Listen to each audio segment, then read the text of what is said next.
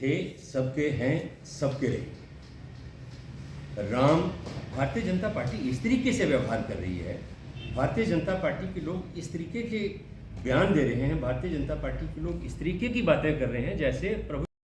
Party की जो बयानबाजी और प्रतिक्रियाएं हैं बड़ी अजीबोगरीब हैं। भाजपा ने कहा कि कांग्रेस उनकी नकल कर रही है। मैं ये कहना चाहता हूं कि कांग्रेस पार्टी को भारतीय जनता पार्टी की किसी योजना और कार्यक्रम की नकल करने की आवश्यकता नहीं है, क्योंकि भारतीय जनता पार्टी की जो योजनाएं और कार्यक्रम थे वो कार्यक्रम लोगों ने रिजेक्ट कर दिए, लोगों ने पसंद नहीं किए। इसी वजह से भारतीय जनता पार्टी को सत्ता से बाहर हिमाचल प्रदेश के लोगों ने किया।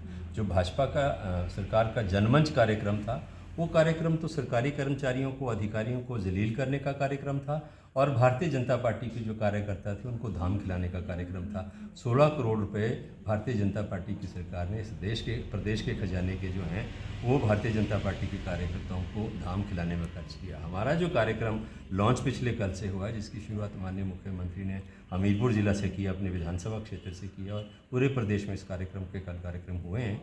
वो कार्यक्रम तो लोगों के बीच पहुंचने का है, लोगों की दुख तकलीफ, लोगों की समस्या और लोगों की जो बेसिक समस्याएं हैं उनको जानने का है। हमारी सरकार ने, कांग्रेस पार्टी की सरकार ने प्रदेश के अंदर बहुत से ऐसे कदम उठाए हैं जिनसे लगता है कि कांग्रेस पार्टी की सरकार ने लोगों को राहत देने का काम किया। और उसमें सबसे बड़ा कदम मैं समझता हूं कि जो राजस्व अदालतें हिमाचल प्रदेश में लगी, जिनके माध्यम से लगभग 65,000 जो इंतकाल के केसेज हैं उनका निपटारा हुआ है, जो अपने आप में एक रिकॉर्ड है। और इसी के साथ जो लैंड और प्रॉपर्टी के डिवीज़न के तकसीम के केसेस हैं उनमें उनको भी एक टाइम लिमिट के अंदर करने का जो एक फैसला सरकार ने लिया है, ये बहुत बड़ी राहत ग्रामीण क्षेत्र के जो लोग हैं, किसान हैं, बागवान हैं और जो हिमाचल प्रदेश के वासी हैं उनके लिए बहुत बड़ी राहत है। कई कई साल जो थे इंतकाल करने में लग जाते थे, डिवीज़न में लग जाते थे, अधिकारियों के पीछे भागना पड़ता था। तो ये बहुत बड़ा एक व्यवस्था परिवर्तन की दिशा में एक बहुत बड़ा कदम।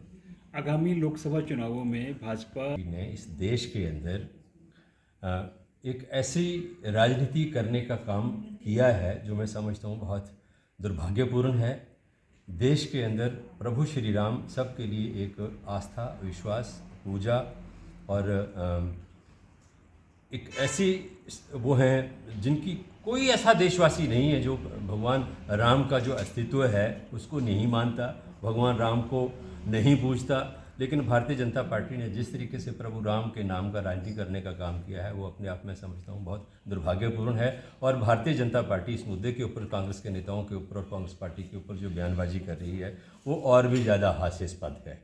कांग्रेस पार्टी ने ना तो किसी निमंत्रण को ठुकराया है और ना कांग्रेस पार्टी प्रभु राम के दर्शन करने के लिए और अयोध्या या किसी अन्य मंदिर में जाने के लिए कोई भारतीय जनता पार्टी के कार्यालय से परमिट नहीं लेगी। हम अपनी आस्था से, अपने विश्वास से, अपनी मान्यता से और जो देवी देवता इस देश के हैं, चाहे प्रभु राम हैं, शिव हैं, ब्रह्मा हैं, विष्णु हैं, हिमाचल तो वैसे भी देवी देवताओं की भूमि है। यहाँ के तो पता नहीं हर गांव में कोई किसी न किसी देवता का, कुल देवता का, कुल देवी का मंदिर है।